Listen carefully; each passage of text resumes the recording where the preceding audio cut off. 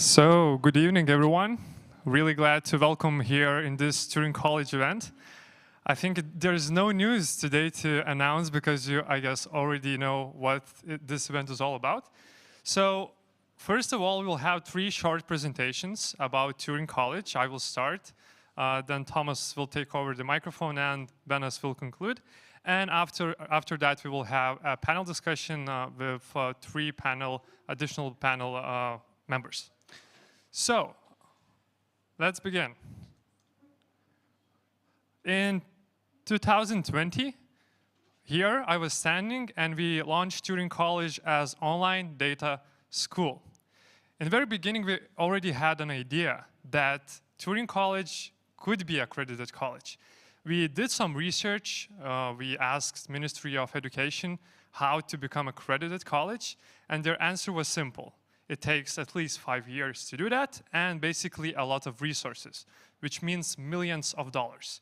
So we put that aside and focused on delivering value to our learners. After a bit, when we built the product, we came back to that question again: can we become accredited college again? And finally, in 2023, we became accredited online college.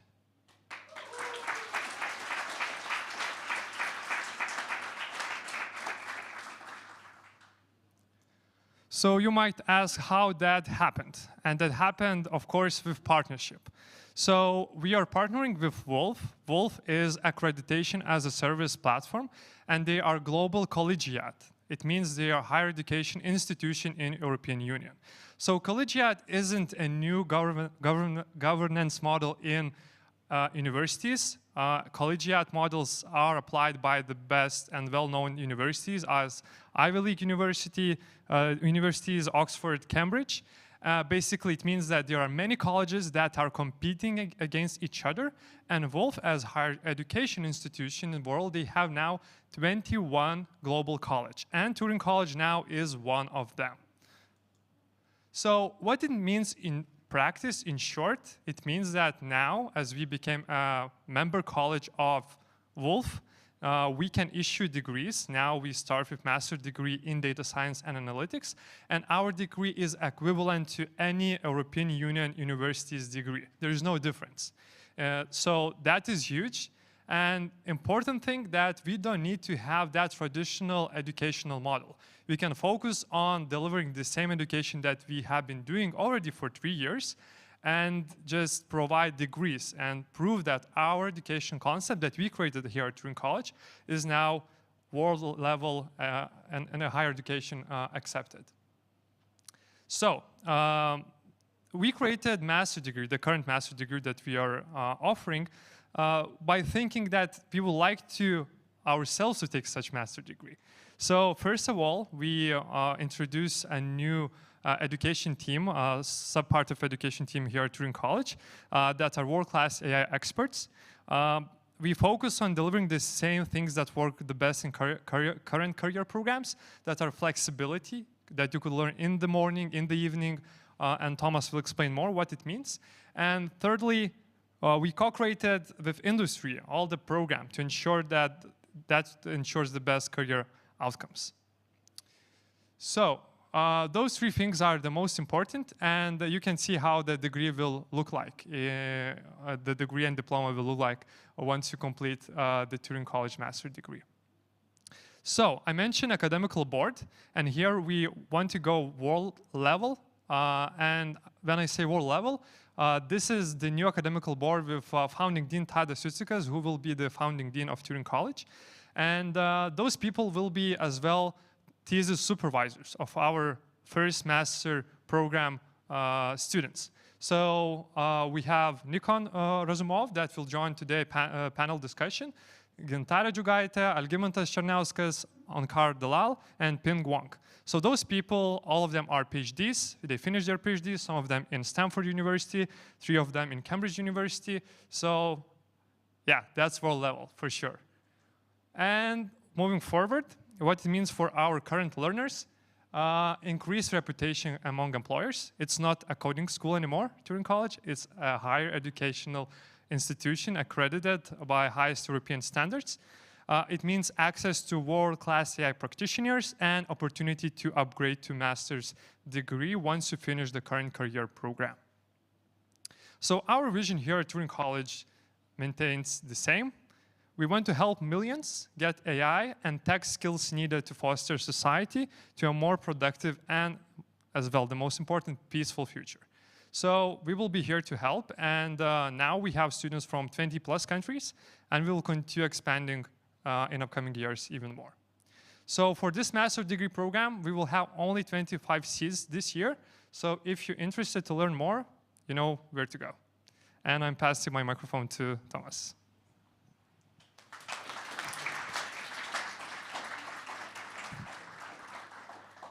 Hey everyone, so good to see you all here. Like Lucas told, my name is Thomas. I'm one of the co-founders and I lead the product implementation and the way our learners learn at Turing College. And today I'll walk you through some of the things and how Turing College basically works. Some of the team in Turing College, we've been fortunate enough to work on education for almost close to 10 years already. And whenever we went and visited Harvard, Cambridge, Stanford, all the big names, everywhere we went, we saw that education works the same way it did 100 years ago. And we found that not to be really exciting because technology has changed the world greatly in the past 100 to 200 years. And just imagine the topic most important to all of us, education, that every single one of us are affected by, is barely changed due to technology. We don't believe that's fair. In fact, if you Google education and you go to images, this is what you see there. You see physical books, physical location, teacher talking to a student, and teaching them in the same way that we've known since the beginning of time. And to be fair, there are some online platforms that do try to improve on education and change the model. Coursera, edX, Udacity, and most of you probably have tried already. And those platforms, they try to provide you with more flexibility and also with more, basically, freedom to decide when do you want to learn. We believe that's very important. However, due to that flexibility, they sacrifice the quality and also the general feel of a community when going through that education. So in these platforms, you have very little personal interaction. You barely get to meet other students. You also don't build any social connections. There may be some forums and some videos you can watch together and maybe group projects, but that's not really the core of education there. And most importantly, at the end of it, you basically get a PhD certificate that specifies that you've completed the program and you don't really build a network out of it. So we believe those three points are very important.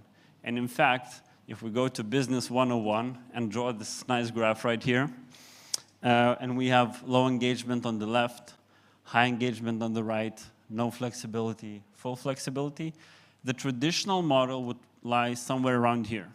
So they have no flexibility at all, right? You have to go to the physical location, you have to sit in a lecture, you have to take notes there, take exams, deadlines, all the rest. But the engagement is very high, right? Because you get to meet your students, you hang out with them, you spend your time together. Online platforms lie somewhere around here. They help you with flexibility, so you can watch the videos online, you can do that whenever you want. However, basically there's very little engagement, and they make that sacrifice due to increased flexibility. And we don't believe that's right. So for Turing College, we have a higher standard, and what we're trying to achieve is full flexibility and very high engagement. And you might ask, so how do we reach that? How do we make that happen? And the very core concept in education is having access to one-on-one mentors. That's why in Turing College, we're introducing unlimited mentorship. And that means that studying at Turing College, you can have access to experts and other peers whenever you want. It's as simple as booking an Uber you probably just took coming to this event. You simply go to the platform, have a lot of time slots to choose from, you pick the time that works for you, you click on it, and book the code review. And that project is now scheduled. We've just sent your project to the reviewer, gave them all the information to prepare for, and all you have to do is show up at that time, come to a Zoom meeting, and you have your project review done. So we provide that high engagement for you. So in Turing College, we really believe that accessing experts whenever you need is crucially important, and we base all of our methodology around that. You also can study at your own speed, meaning you're not limited by the group of learners you start your course with. If you have to take a week off, you can do that freely. You also work on real-life projects, which is very important. And that's our connection with the hiring partners, where we work on that content together and we build that curriculum together. In addition to that, you have weekly stand-ups with experts, which again, you can access anytime you want. And in those stand-ups, like in any job environment, you can ask questions, share concerns, and go through the process of your learning. And most importantly, and that's a part that most of our learners like especially, is you have no lectures, which is a really cool thing. So meaning you can study whenever you want, and it's fully up to you. And we've built that curriculum and that methodology thinking about busy people like yourself. If at some point in time your schedule looked something like this, I'm guilty of that myself too, we've built Turing College thinking about you. And sometimes some unexpected things come up. And if you are studying at a traditional university or a traditional institution, your schedule, in simplified terms, would look something like this. You have lectures in the evening, you have some deadlines on certain dates, and you have to stick to them. If you miss a lecture, at best you get a video after it, and then you have to watch it then. So again, zero engagement. In Turing College, your schedule looks like this. So our learners know there's calendars full of open sessions that you can choose to attend to. And let's say sometimes work for you best, and you can choose these specific open sessions to attend to. Let's say something happened and you had to miss your 12 a.m. Meeting, you can attend another one. Next week, if your priorities changed, you just pick other open sessions and you attend them. So you have full flexibility on your schedule. And it's best represented with examples like Lina. And Lina is a stay-at-home mom who was raising her kids while studying at Turing College. And in her own words, only due to the flexibility of Turing College, I was able to combine the joys of motherhood and learning. And probably all of us understand the fact that if your child gets sick and you cannot study for 2 days, in traditional institution, you just miss your lectures and try to catch up. In Turing College, we make that easy for you. So in education in general, to achieve mastery on any topic, there are a couple of things that are very important. First, you have to have access to one-on-one experts that I've mentioned plenty of times already. Second, you have to revisit the information you've just learned consistently, and that's super important. It's meaning that you would repeat the same things week by week and day by day. And the last point is that you have to be able to teach the topic yourself, and that's super crucial. In traditional institutions, you don't get that. In Turing College, learning scheme looks more like this. So we have industry experts who teach students in project reviews and open sessions, and later on, those students pass forward the knowledge they've just received. In a similar fashion, like booking a project review, you go to our platform and you say, I'm available at these hours, and that lets our system know that you're available to make project reviews during that time. And then we match you with other students that need the knowledge you already have, and we combine you two. And as a result, during your studies at Turing College, you get to make a lot of project reviews, and you're also being reviewed very frequently. So after the course, you have built the network of industry experts and specialists of more than 50 people. And we have a huge network of learners to choose from. But every single day, every single week, you meet new people, you talk to them, and you go out of a course having that network of people with the same specialty. So to summarize it all, In Turing College, we provide you with unlimited one-on-one access, which we believe is crucially important. We provide you with flexible learning, and it's very adapted for busy people like you. We have a vibrant network of learners that you can access, in addition to our Discord servers and forums and all of the open sessions. And starting this September, after graduating, you don't only get a PDF, but you also get a master's degree. And that's a huge step for Turing College moving forward. But you don't have to take my word for it. You can simply ask the 500 learners that are currently studying at Turing College. Thank you.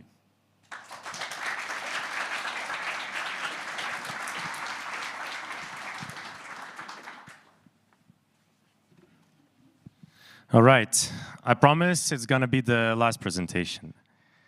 So hi, my name is Benes Shidlauskas, and I'm also one of the co-founders, and I'm responsible for the collaboration with the companies, understanding their needs, and also making an impact for them, offering learners, becoming their new colleagues.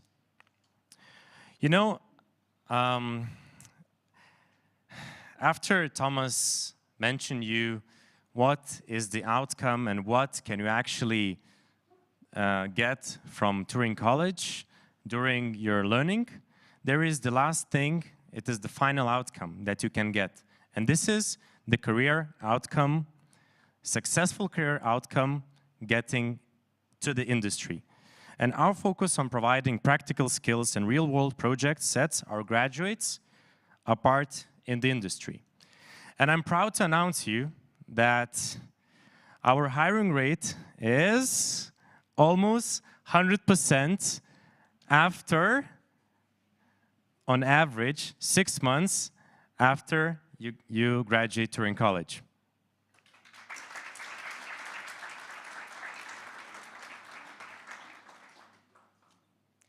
Average time to get hired is 61 days.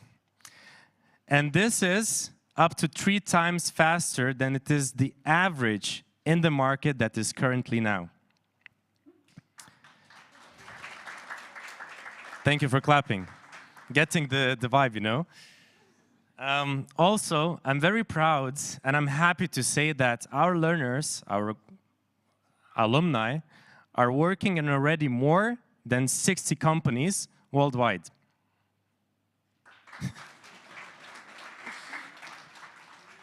Alrighty then. So let's speak in numbers and let's see where actually, at what positions our learners are working now at the moment. So more than half of the learners are working as data analysts. Around 10% are working as data scientists, and around 18.5% are working as data engineers. Speaking about the other half, about the last chunk of this chart, we have different cases. We have people who are now team leads, are now advisors, also became co-founders of some specific startups, and etc. You know, if I could talk for hours about the success cases and about the personal stories and the outcomes, and also why those learners, the community that we have, came to Turing College. But saving your time, I will tell only a few. So let's start with Indra. I'm very happy, for sure, to talk about her, because back in the day, before starting Turing College, she was a district judge. And she was a district judge in the court of Vilnius City. And she became a mother. During her maternity leave, she enrolled to Turing College and started learning. After she finished Turing College, she became a decision scientist at Vinted.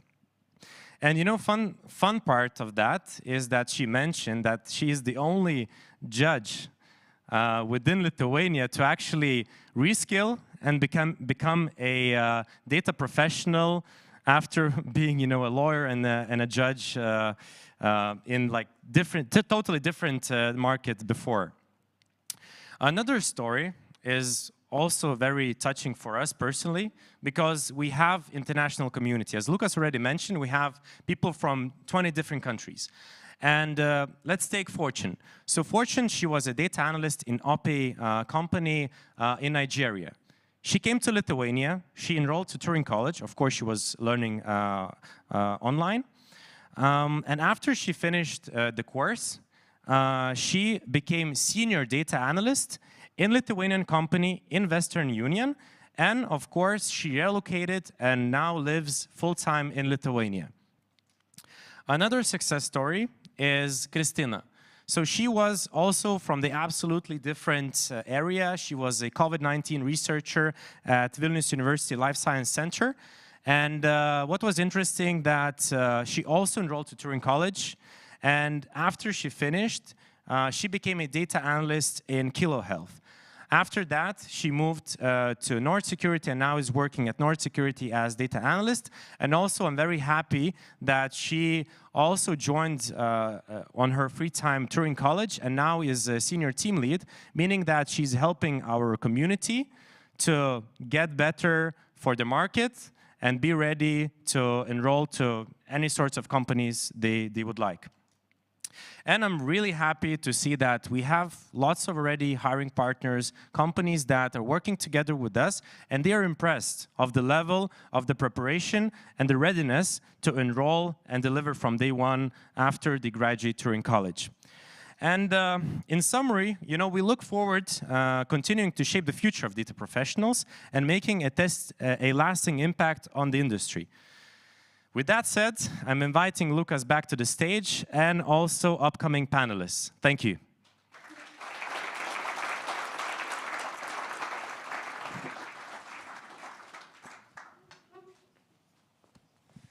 Thank you, Ben. So, time for panel discussion. And as you know, the topic today we have is redefining education, adapting to the data and AI job market.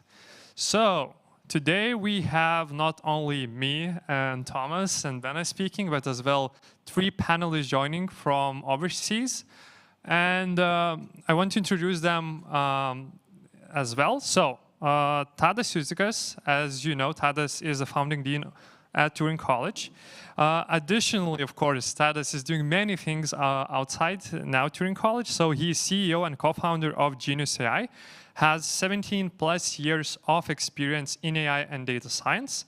He holds PhD in computational neuroscience from University of Cambridge. So Tadas will be joining us today. We have second panel is joining today as well, who is Nikon Razumov. So Nikon is product manager at Facebook. He has 10 plus years of experience in building B2C and B2B startups from ground up. He holds PhD in computational neuroscience from University of Cambridge, as well as affiliations with MIT and Singularity University. And finally, we have our first person that helped us to build Turing College in data science, Dovydas Čeilutka. Dovydas is staff data scientist at Vinted, and he is the president of AI Association of Lithuania. So welcome, everyone.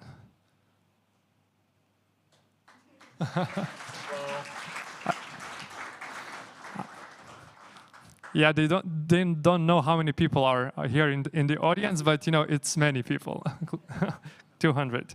Cool, so let's start our discussion.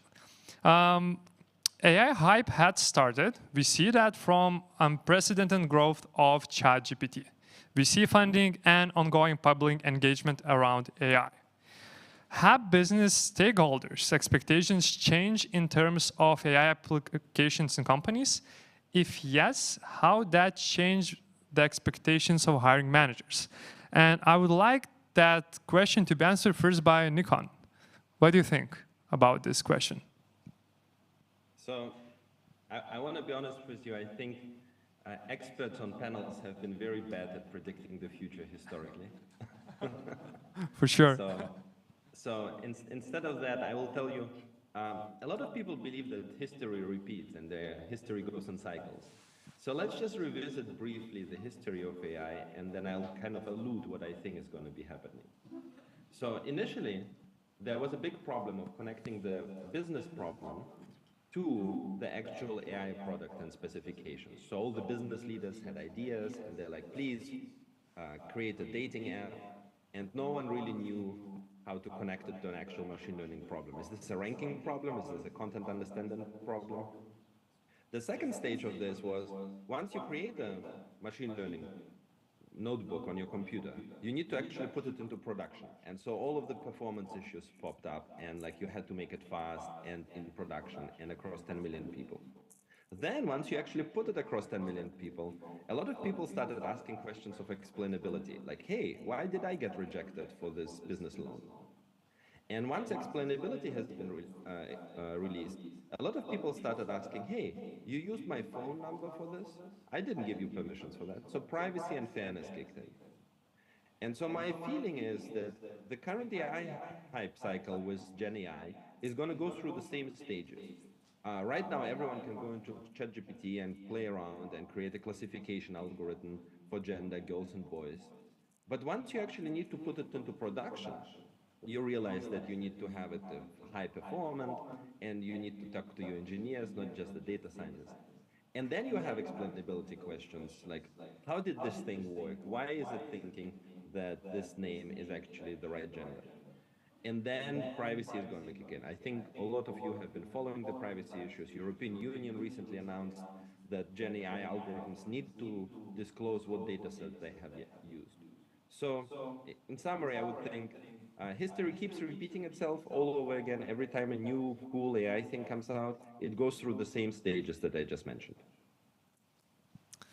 Thank you. And speaking about that topic as well, I have a question for Tadeu. So how do you see AI professionals' work changing and impacted by generative AI? And what new skill sets will be required from data and ML teams? Thank you for that. I feel like the current advancements in AI and machine learning affect not only the AI professionals. I think these current advancements have the potential to affect a wide range of roles and professions, from legal to creative to general administrative, etc. When it comes specifically to data scientists, data analysts, machine learning experts, these models that cost a lot to train, that received tremendous investment, are opening up as open source tools and are becoming available to take off the shelf and throw it into your application. So if you are in this space, you kind of have to now understand how they work, figure out the best ways to utilize these, let's say, large language models or whatever else that may be. And that has a potential to really making you, an AI machine learning professional, as productive as a whole R&D division in a large company 5 years ago. So you on your own can now command the level of efficacy that just previously has just been unprecedented. But it's hard to keep up with all the advancements. It's moving very fast. So I do recommend everyone to put an eye on this and especially keep an eye on technologies that offer automations around writing code itself and automating some of the workflows themselves, because I believe those will be the most impactful, the quickest for technical professionals in the space. Makes sense. So like if I'm a junior, mid-level ML engineer or data scientist now, so how should I think about my career? Nikon, you mentioned as well that like now there is a demand for kind of continuing development and ML ops, those kind of things as our applications scale now to, not millions, but even billions of users. So would you see that as a need and like next must-have competency for data scientists, ML engineer, or maybe there's something else as well to add? Yeah, I mean, I agree with Tadas. I think one of the things that I notice is that the specialization is becoming even more and more important. So it's kind of a little bit of a, like, it's not okay to be just junior anymore. You really have to kind of be able to go really deep into a certain stack and like really figure out the different levels. For example, like what happens if we have the same data, but 10 million times more? Or what happens if we have only a tenth of this data? What happens if we remove this data because of privacy reasons? And so this ability to kind of roll with the punches, it's really hard to find such specialists. And so one of the approaches that we do at Meta is we really believe on building on people's strengths. So you don't need to be an expert, but you need to be passionate about something. And so we find something that you're passionate about, something that you're good at, and build on top of that. So for example, you could be a good engineer, but you know nothing about machine learning. And then we give you the chance, because you're passionate about machine learning, to start learning about machine learning and become really good at it. So really, the way we think about it is, if you're passionate about something, and you have a certain skill that might be outside but can be applied, that's what we put our money on, and that's what we bet on. Totally makes sense. And David, your story is quite unique. You flew to Tenerife, if I remember correctly, and dedicated your 1 year for reskilling to machine learning and data science world, and then entered the market. So now you're hiring those people that you were, I don't know, 5-6 years ago. So how do you see that question as well? And what are the most sought after skills today as well? Yeah, that's actually true. I spent all this time in a beautiful island country or I guess location to learn AI, and like I think in short, like companies are always looking for people who can deliver business value. I mean, solving the important problems that the business has. So it's never about, I know this framework, or I don't know, build like transformer models. It's always about understanding like what tool to use for which type of problem, and then being able to solve that problem with that tool. What happened with the recent developments, our tool set, we have the ability to use this new large language models right now very, very easily, just via an API. So we as data scientists have like much more power now, and we also have a much more the demand side has also increased. So we have much more demand from our companies to solve these problems that they have seen like is solvable with ChatGPT or other large language models. So we have to understand how to like behave or how to deliver the most value in this new change environment. So does it mean that soft skills are becoming more and more important, and general business understanding is more and more important as well, and kind of level of abstraction is increasing? As naturally, we had assembly, now we have objective-oriented languages, no-code tools. What next? I don't know, natural language, we're getting back to roots, just using prompt engineering to do things. So how do you see, that in general?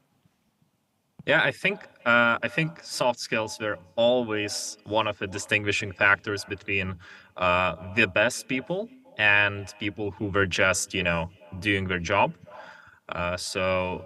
It's more like if you can, use your expertise and so like simplify the problem, or simplify, maybe not simplify the problem, but maybe simplify the solution to that problem. That's just amazing. This is why you are hired. This is why it's so important that you are part of the team, that you're not just, a contractor just delivering the work, the cheapest possible contractor who can code the neural network or whatever, integrate an API. This is why you are working with the team. This is why you are building trust. This is why you are doing all of the things that you are doing as a data scientist, which are way, way more than just simply, doing machine learning or statistical models. So I think this part was always that. I think it's increasingly important these days because the demand for people who can just do like simple machine learning models, it's decreasing. Like the large language models can code that for you in seconds. Like just do a prompt, like write me scikit-learn random forest for this type of data set, it can happily do that almost perfectly for you. Interesting. Tadej, Nikon, something to add on top? 100% agree with Dovydas regarding the fact that business context is always very important in these roles. You know, I don't think that the data science or even machine learning engineering role exists at the moment where you can ignore the business context. Even so, it may exist in some kind of super specialized research setting, but pretty much everything else, you can very quickly go down the rabbit hole where whatever you do is interesting technically, but is not creating any value. So a big distinguishing factor, as Dovydas rightly pointed out, is the ability, before writing any lines of code, to understand, okay, well, what is the impact that this is going to create? Why are we even doing this? And what is the best then technical tool to accomplish the goal? And usually you're wrong. So then you have to go and see what it did, and then iterate it to actually align whatever the technical solution that you just built with the business impact and the business value that was originally intended. And then the business values and objectives change also. So then you have to adjust with your whatever you solved. So it's very closely knit. And the most successful professionals in the space are not only capable interpersonally, but they also are really good at asking questions, drilling down to really the core, what is the objective, and then helping to kind of lead the entire cross departmental teams from the technical perspective to both do the right technical steps, but also achieve positive business outcomes. So very, very, very important, especially as you, like I said, now you can build things fast. They're very powerful. So the question is, which things should be built and why? Totally makes sense. And I think this is a huge misconception sometimes when we see people coming into Turing College, that, you know, you can take Coursera course and that's enough to land a job. That's not the case. And what we were hearing from hiring partners a lot, that their hiring decision, even 60 and 70%, can depend basically on soft skills. And those 30% are important, of course, but they are just, either you have it or not. That's it. But soft skills is super hard to develop, as we people don't change habits and mindsets so easily, like in 5-6 months. It requires a lot of, meditation or all the other mindfulness things. But yeah, it takes a lot of time. Cool. Let's move to another question. And for the context of this question, we know Paul Graham, the founder of YC, and his famous essays. And in one of these essays, he wrote that one great developer can do the job of 10. So with generative AI, this ratio could be even higher.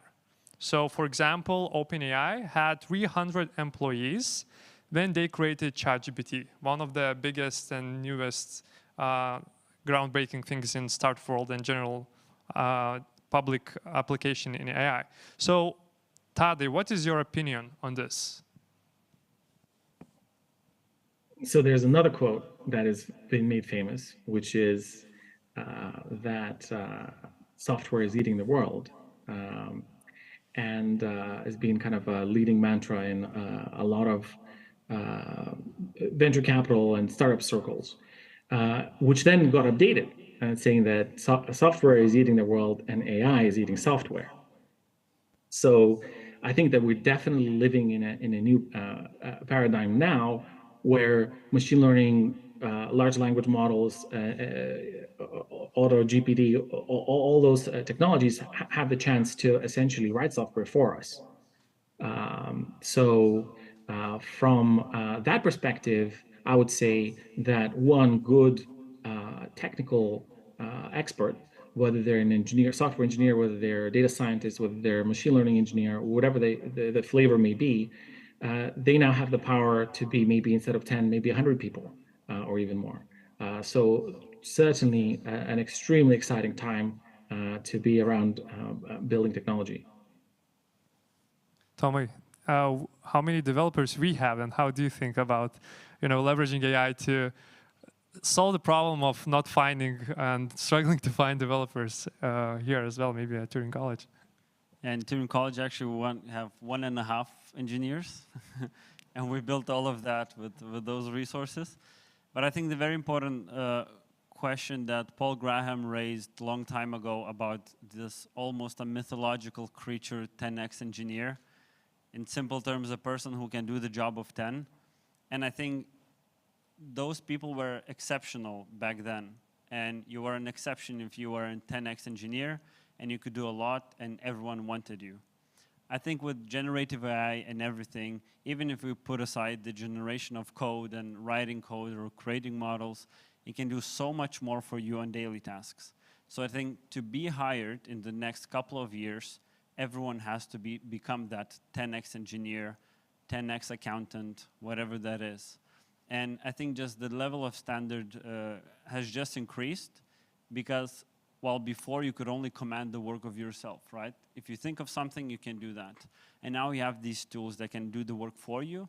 So you have to become much better at commanding work, thinking about it, clearly defining what has to be done, and then just dedicating that job to these models or AI platforms. And I think a good way to think about this as well as, for example, single solo entrepreneur, you only do your job. If you have a team of 10, you can command the team of 10. And again, think of Jeff Bezos, who has, I don't know, I think like a couple of million employees or something. And his vision basically turns out to the actions that those 2 million people do. So he must be the best at commanding that vision and creating action through the hands of others. And I think every one of us now has a chance to become a little more like Jeff Bezos and have those resources at our hands. So does it mean that we should focus on expanding our generalist skill set, or focusing on becoming more a specialist? Because those are kind of two ways and could be different sometimes. So what do you think? Guys, I say, what do you think by meaning you in a virtual world? Stadi, Nikon, Davide. My quick 2 cents on this is that you have to learn how to use all these tools, but then you also have to be able to understand how they work and which requires a degree of depth. So you kind of have to do both, but what you can't do is sort of watch it pass by. So you have to jump in and get your hands dirty with all of this. Yeah, I think we should really recalibrate our kind of also perspective on the world. Like 300 engineers is actually a really big number. So like 300 engineers that worked on ChatGPT, it's a much bigger number than worked in other companies. But they were very focused on a particular execution. Like I used to work at Alexa voice shopping, and we had 1,000 engineers working only on Alexa voice shopping. So not Alexa. Alexa had many more than 1,000. But it was not very focused. The scope was not very defined. And so it's really not just about the question of number of engineers. It's about, have you defined the problem correctly? Is it a limited scope? Is it a well-defined problem? And I think that's kind of like, think about it. Midjourney has only 10 people working on it.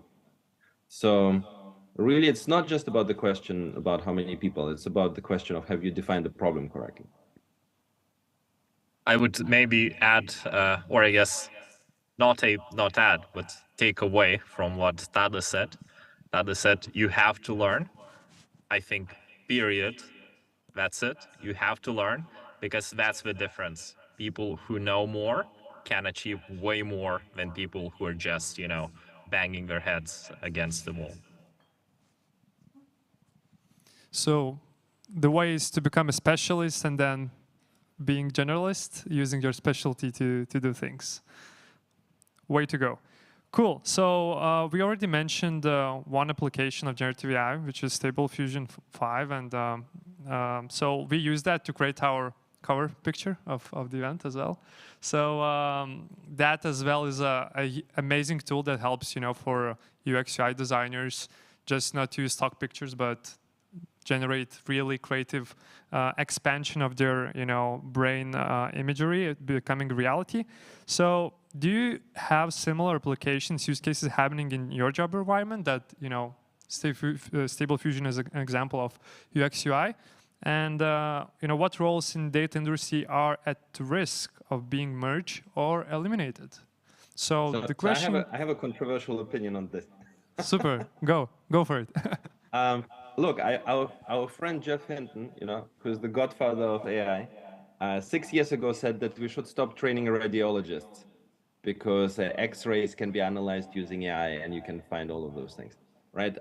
Actually, right now there is a lack of radiologists, and like my friend in Stanford is like, it's super easy to get a job. If you want to get a job at Stanford, just become a radiologist. And the same with truck drivers. I still don't understand why there is a lack of truck drivers, because the drive from point A to B over the highway, self-driving cars can already do that. I don't understand why we have a lack of truck drivers.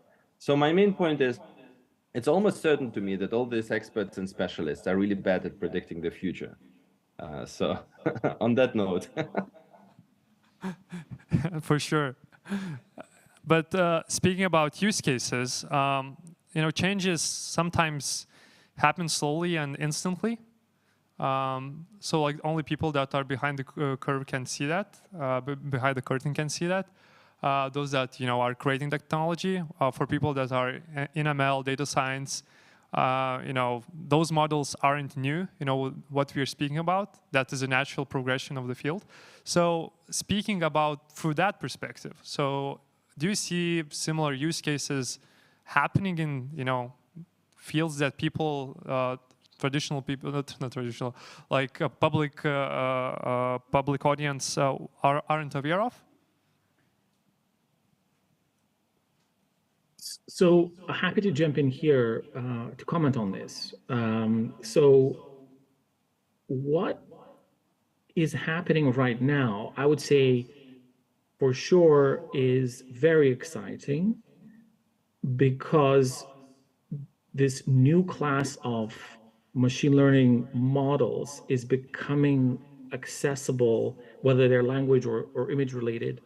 They're becoming accessible for people to develop applications and sort of verticalized solutions around them. So if you would think a large language model that somebody has trained is kind of horizontal, so you can apply it for a chatbot, you can apply it to summarize text or write a blog post, so you can do so many different things with it. But it's there now. So what is happening at the moment is the need to find the best, the most immediate applications for it that create the biggest value. And that's now open for anybody to sort of look into it, bring their background knowledge about a certain business challenge, implement very quickly, prototype very fast, get it to market, see what success it's having. And this way, in the last 6 or 8 months, lots of companies were funded, lots of interesting solutions have been created. So if you look industry by industry, vertical by vertical, the manifestation of the value that these new, let's say, large models can provide are very different. I would say that there's more traction from the visual perspective on kind of entertainment and kind of artistic side of things with whatever Midjourney can provide, etc., versus kind of space that perhaps I'm more familiar with, e-commerce, where if you are synthesizing an image that you'll use for advertisements, it actually has to represent your product perfectly. It cannot represent it kind of artistically. So there are these unique customizations, challenges, and opportunities now for multitude of verticals that anybody can step in and try to find a good and effective solution. Again, I'm particularly intrigued by the large language model application in kind of the legal ecosystem and across different use cases, from summarizing police reports to doing something with existing documents. And then, of course, the area that I'm very passionate about, which is e-commerce, direct-to-consumer, where copy can be written,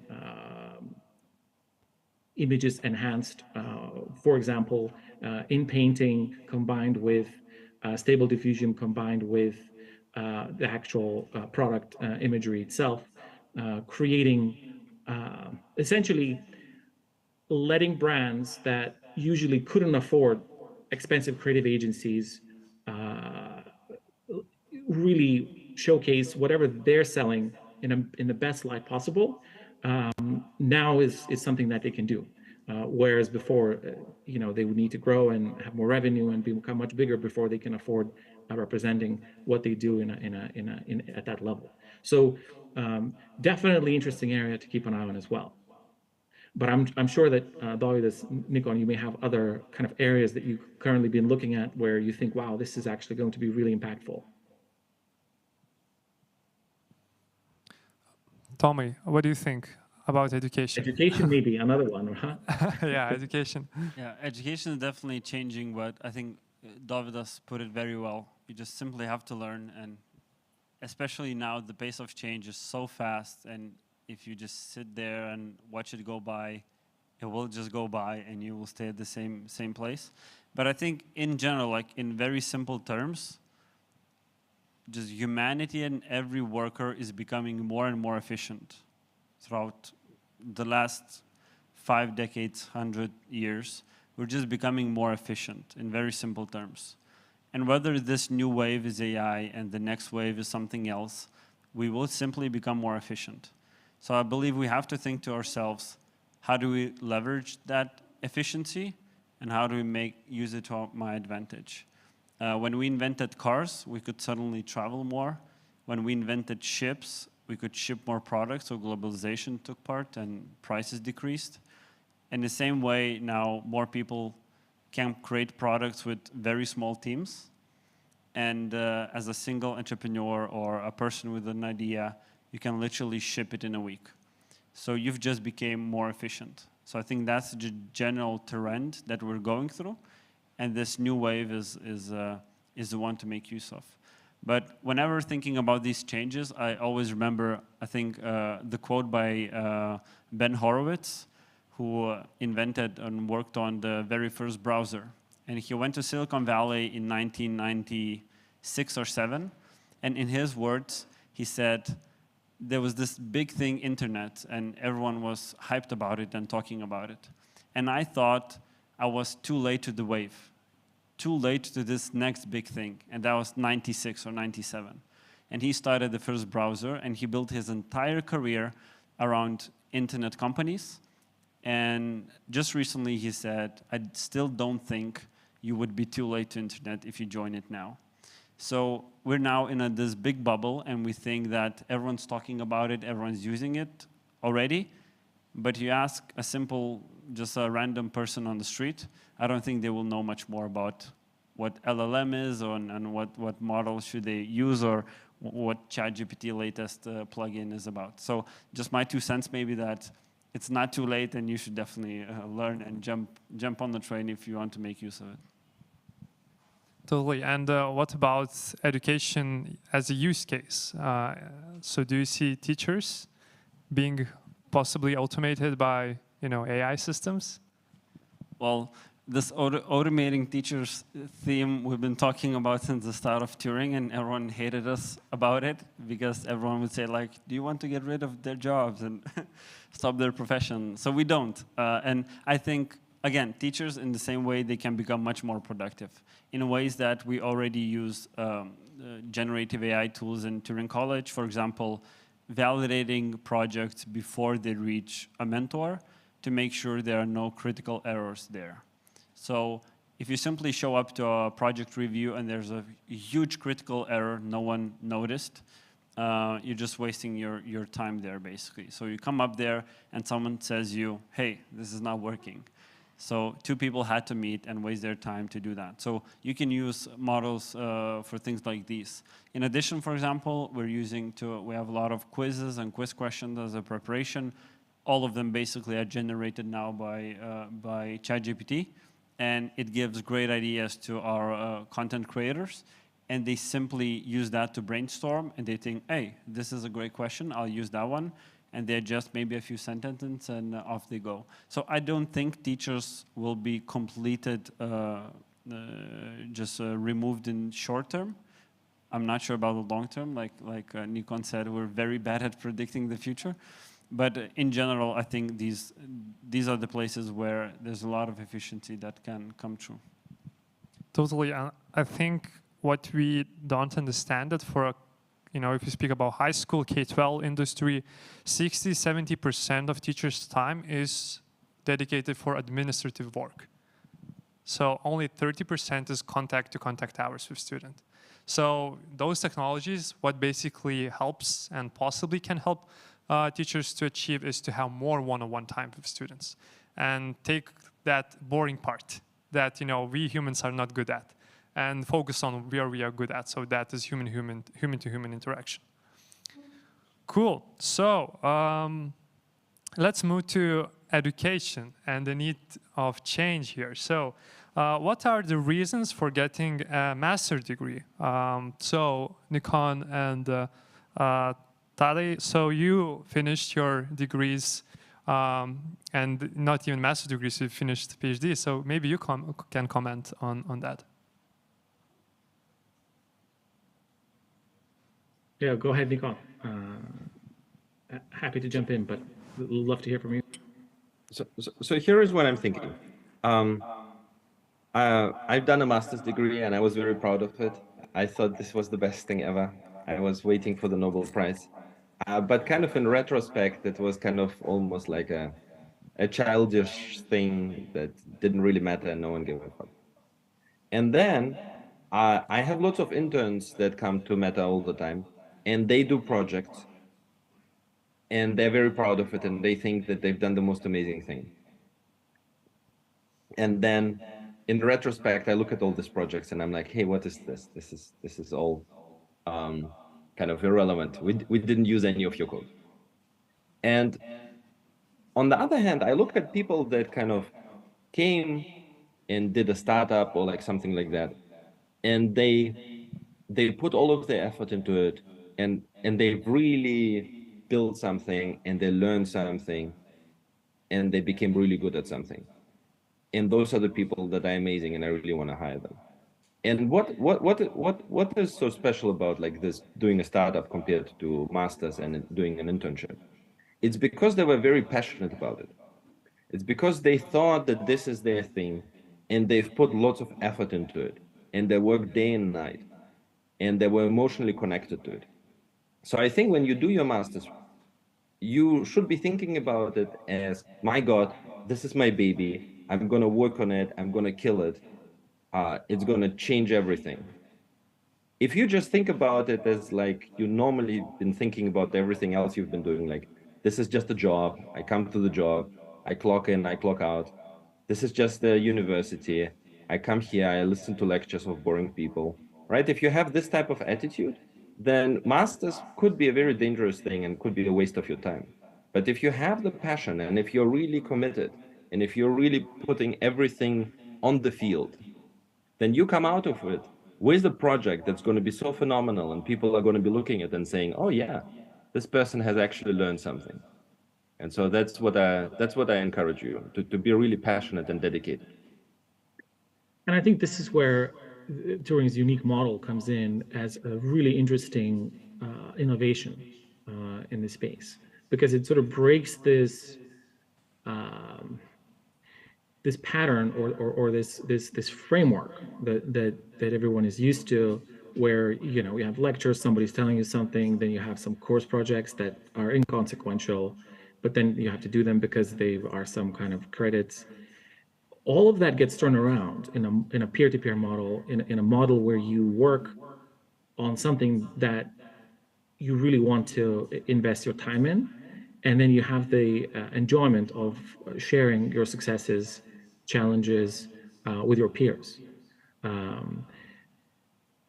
Turing is working very hard at creating industry partnerships where projects themselves are not just theoretical. They are actually rooted in something tangible that is happening right now. And is of relevance. So you don't get sort of off the shelf same challenge that everybody else solved that you're going to be working on. And it is a degree, you know, it prepares you for what's to come. I remember after my undergrad, I was thinking, well, should I go look for a job or shall I dedicate more time towards the areas that I'm really passionate about? And I was very fortunate to be able to find a program that I really liked, find the right timing and setup. And again, you know, very lucky to be able to take that step. The innovation here as well is that you can do it at your time. It's very flexible. So you actually technically you can go. You may not necessarily need to have that perfect alignment of you finish the undergrad, everything is great. You have the resources and the time to dedicate towards a further education program. You can jump in anytime, and that flexibility is again highly impactful. That I'm really excited about. And then, you know, master's program preps you for a potential next step if you want to take it, whether you want to dedicate another portion of your life towards researching a particular technical area that you're passionate about. In my case, I decided to do a PhD in this sort of topic of a subtopic where I studied genetic and molecular mechanisms for behavior in nematodes. But I never would have known that that model organism exists and it's an interesting scientific problem to tackle had I not done the master's program to give me the time to explore and identify, you know, what is it that I wanted to research further. So there's a lot of value in it, but I couldn't agree more with Nikon. It needs to be something that you pour your passion and your efforts in, and then it will pay dividends. Davide, what about you? You had an option to go for a master's degree, correct? You had your bachelor's degree then when you were considering changing your career, and you did that change. So what was your kind of thinking model about, you know, maybe going for a master's degree and doing this switch with that, or doing that on your own in Tenerife? Yeah, so actually, to admit, I have a master's degree. So it's maybe I did not continue for a PhD. That seemed like a bigger time investment when I wanted to do that at that point. But like ultimately, what's like, why are we learning? I mean, as members of a society, learning just enables us to be more valuable to that society. This is like the purpose of education. We kind of are becoming more valuable members of a society. And if we use this, like, if we do it correctly, then we kind of achieve, there are many ways to achieve this goal. I really like, you know, I think master's degree is amazing at, you know, giving you this, like making you that more valuable to whichever company you're going to join later, or if you're going to, I don't know, continue like in academia, because it gives you like this structured and really well thought out like way to get the skills that you want to get from somebody who has these skills and who is like looking backwards. It's way easier to see what skills you need, what skills are important, and what you actually, you know, can do without. So only looking backwards, you can help like the master students to really get the skills that we need to get in order to then contribute to the company that we are joining, or contribute while we are doing their PhD, that like is increasingly similar in this regard.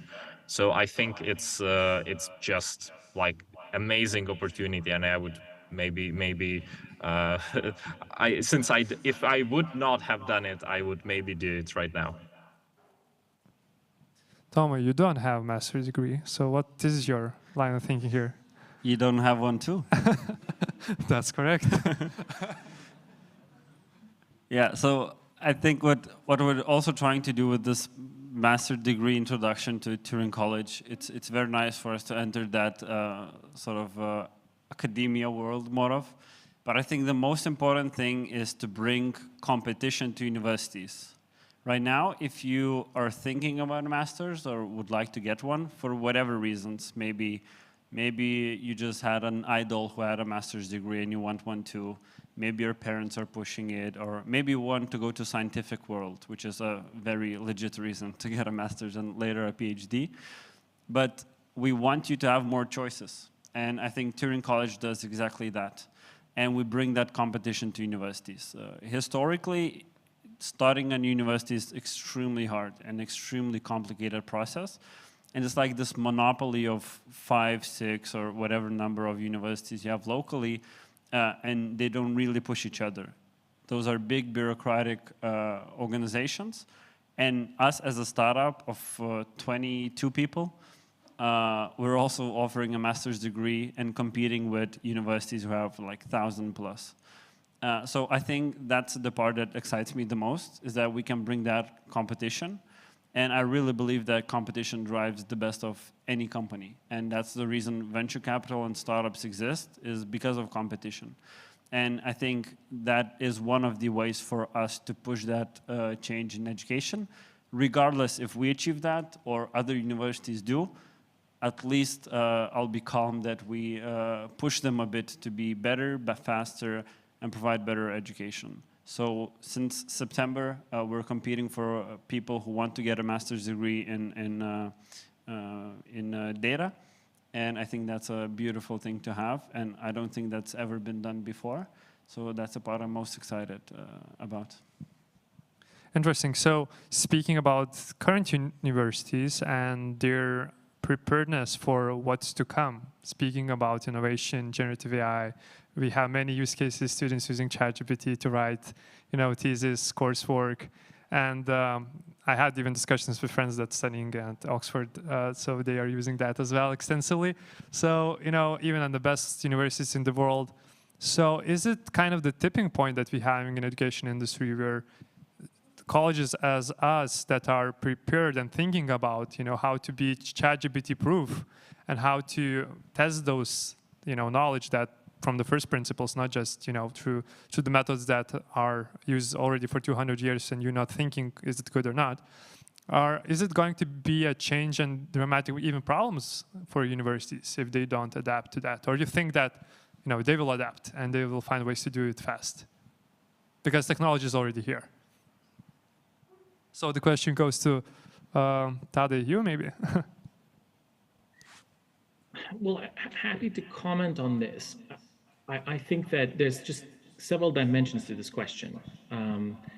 Dimension number one is, will traditional universities pivot, adjust, and move fast to either introduce these tools in their curriculum or also develop measures to kind of not kind of devalue their degrees because it's possible to automatically pass them.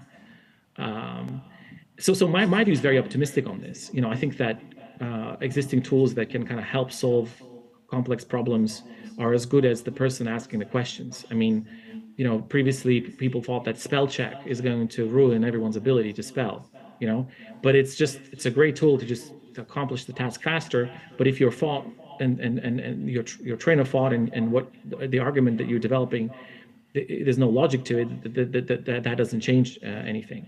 So in this case, the speed increases, the kind of the quality improves, and it becomes now a tool that you may need to have in your toolkit to excel even further.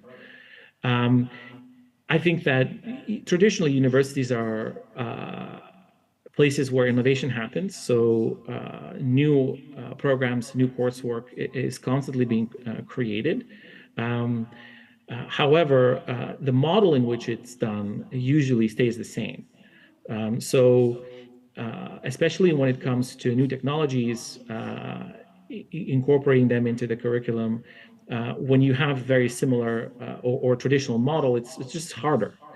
So I think that Turing's framework and structure uniquely positions the program to be able to sort of stay in pace or on top of all the developments, incorporate those components into the coursework, and then let the peer-to-peer model, share and kind of move together with the times at a much better pace.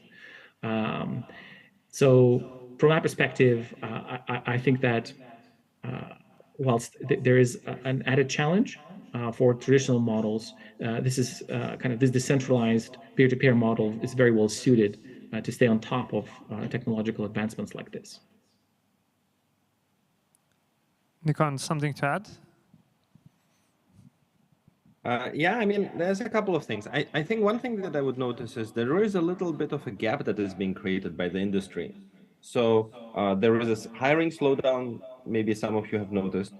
And on the other hand, there is like less effort being put into training junior candidates. And then there is also remote work that is kicking in that is kind of slowing down that. And so there is a gap that is being created that academia has the potential to pick up. So if anything, academia's role right now is more important than less important. The only other thing that I would say is like, you need for academia to step up, to train the people to a higher level, to a higher performance level, to not the junior level anymore, because that's just not enough, but to a higher performance level. So as I was kind of mentioning, all these limit tests, like I just don't, I not only need you to build the model, I also need you to build a model with 10% of the data that scales into millions of customers and also adheres to the privacy regulations. You come out of the academia with the ability to do that, you can present that to an employer, you will be gold. And so that's what the role of academia is right now, is really just to step up as opposed to kind of at the same level that they were performing. And industry would be very welcoming it. Great. And we are kind of moving to questions parts as well. So if you have a question, there is an option to ask one. You can use Slido and the hashtag Turing College. And we will try to ask this question. Wrapping up with the last questions here. Oh, I see we have questions. So the question is, new EU regulations for AI will be launched soon. What would you identify as main challenges the companies will have to face introducing SOTA AI solutions?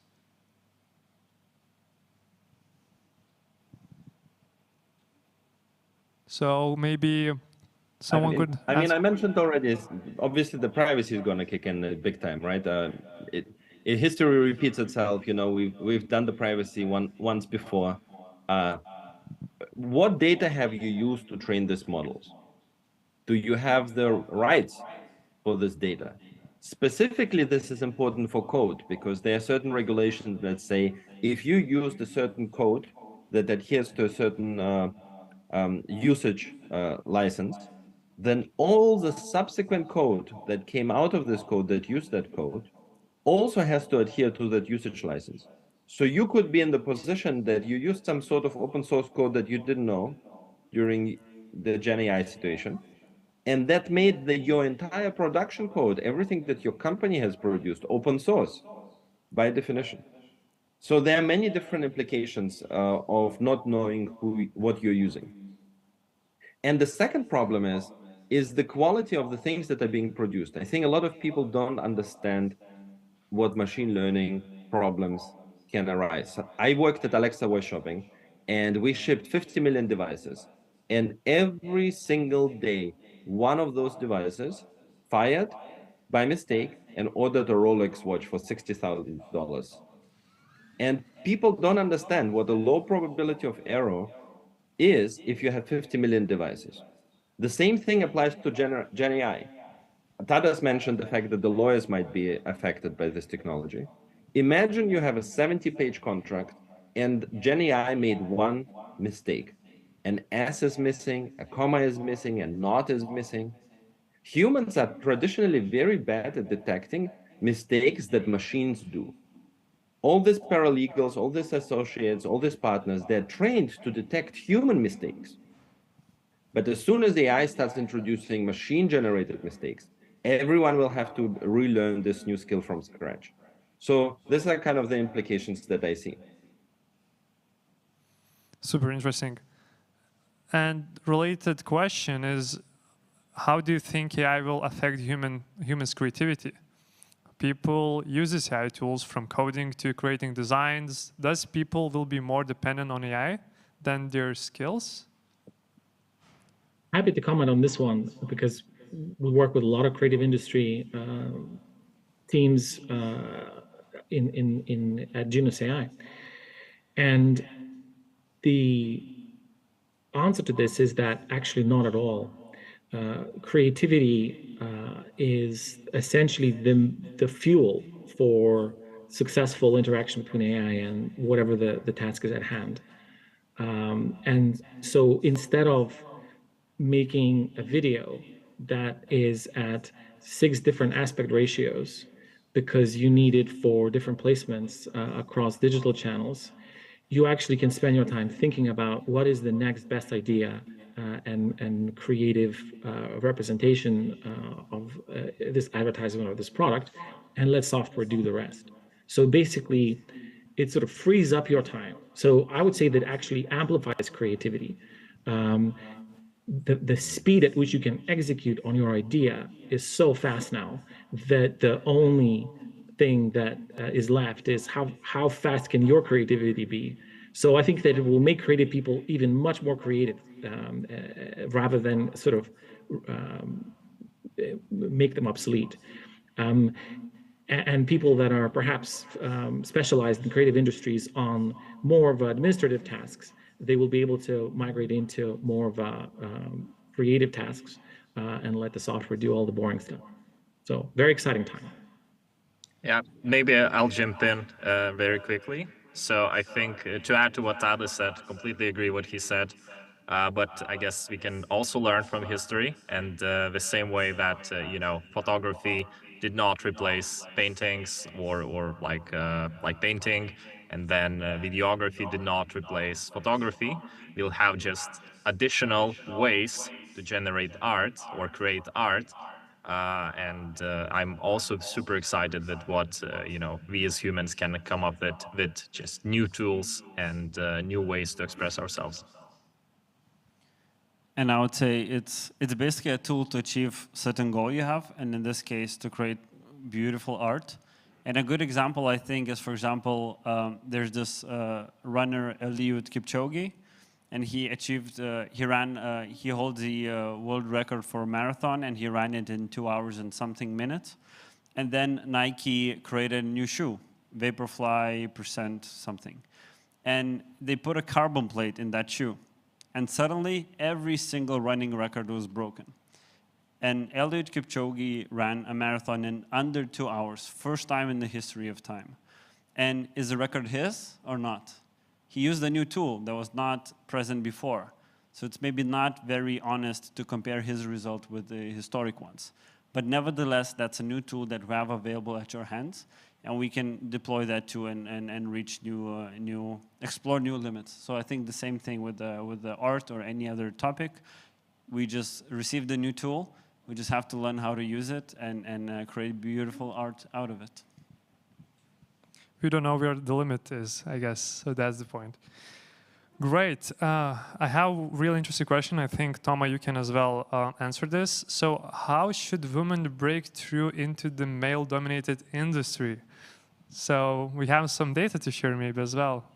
Yeah, so in college, actually, I think around 50% of our learners are women. I think even more than 50%. So it's women-dominated industry from our point of view. And maybe I'm not the one to give advice here. Obviously, I'm male. But what we're trying to do is especially in our admissions process, to not look at those points. And it's a very rigorous process for us to make sure that we clearly define the criteria we define.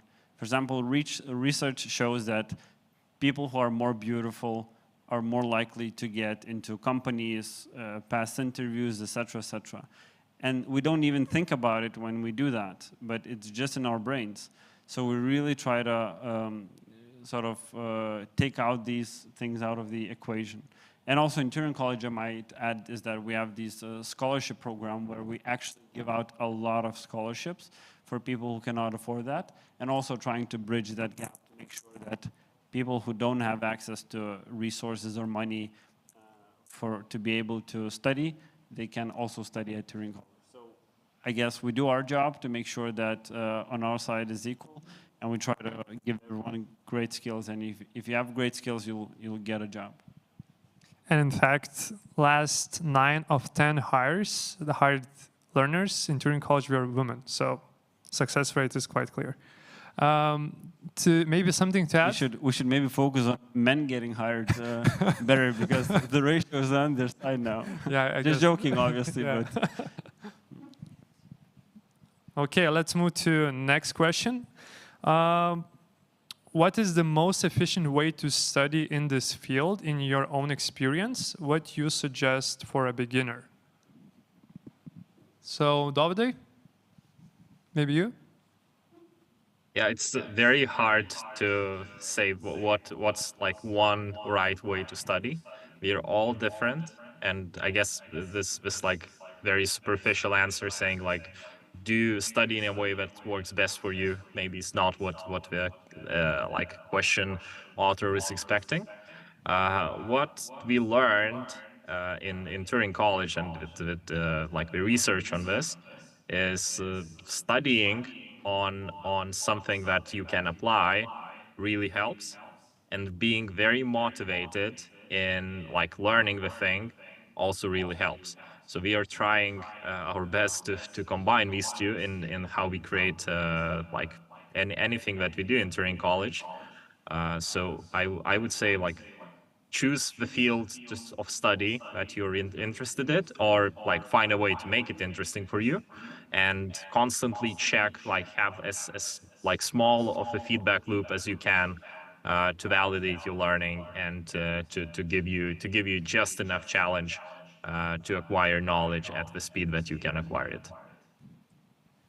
Great, and I think it's the really great question to end this discussion. So, Tade, Nikon, what is your recommendation for that as well?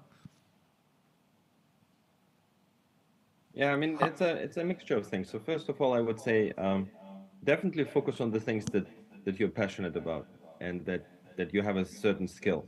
Like one of the things we noticed at Meta is that people are not just good at everything. You have certain weaknesses and you have certain skills. And a lot of companies are focused on the weaknesses. They keep pointing you in your face and they're like, hey, you're really bad at spelling, or like you're really bad at writing, or like mathematics, right? But instead, focus on the things that you're good at and make that your passion. And the other thing I would say on the previous question, I think you asked about kind of diversity and getting more women involved. I think it's very important to lower the barriers of entry. So if you create a machine learning experience that is kind of very inclusive and very easy to understand, more people start participating from different professions, not just necessary machine learning engineers and data scientists. So business professionals start getting involved, lawyers start getting involved in machine learning, engineers. And so if you lower the entry criteria, more and more professionals will start getting involved. And so that will help with the diversity. Great. Tade? A quick note regarding the most efficient way to learn. From my experience, after undergraduate degree, a master's degree, and then PhD, and then a little bit of a postdoc, I feel like I truly learned to learn only in the later stages of this journey. Because in the earlier stages of this journey, I was imitating learning. I was sort of memorizing things and just getting exactly what it needs to be done, because there's just so many courses in parallel that are happening, and you just study to pass the tests. And then in the later stage of this career, I was able to actually focus on complete understanding of a topic, or as complete as one can, because only then you can discover something new that hasn't been discovered or observed or identified before. So that became only possible when I was able to sort of isolate and work on those challenges for a little bit of time, directly uninterrupted, and really focus in on it, rather than following kind of lectures or programs, etc. And I think that the Turing model actually speaks to that, where you're working with peers, you're working on interesting, exciting things, and I think this model is more aligned with that strategy than the traditional one. So I'm really excited in seeing how that will manifest itself through the master's program, and we'll work very hard to iterate and support. When it comes to getting to a stage where you can even apply for a master's program, maybe Lucas' team, you guys can comment in terms of what skills you need to be able to apply. But just starting on small projects in front of your laptop with a Python Jupyter notebook, and taking one step at a time, taking your time, truly understanding what it is, reading lots of examples, and suddenly after some time, you suddenly realize, oh, actually, I know all of this. I think, I don't know if Mark Cuban or someone else said that, is basically if you spend 100 hours on a topic, you'll be better than like 95% of the people on that topic. And I think the math was like this 18 minutes a day, something like that. So it doesn't take a lot, but it requires that focus and interest. So hopefully that helps with the question regarding how to get started and what's the most efficient way of learning. I think it totally makes sense. And Tommy, what are your final thoughts here? I think work on what makes you excited. I think that's the best rule you can come up with. At least works for me. This makes me excited. And if ML and data makes you excited, like our panelists said here, try to spend some time on it at first. There's always a period of time when you learn a new thing and you feel so stupid doing that because you're like, oh my God, I don't understand anything. And what we find with our learners is that if you get over that first barrier and you feel like you start understanding something, you can achieve something, you can apply it somewhere, then learning becomes much easier. So maybe one piece of advice would be, whenever you feel that stupidity in yourself, when you're learning something new, push a bit further and try to overcome it. And there's a beautiful world on the other side of it, I promise you. Amazing thoughts and this panel discussion. So thank you everyone for participating, panel members and everyone. Yeah, exciting times ahead.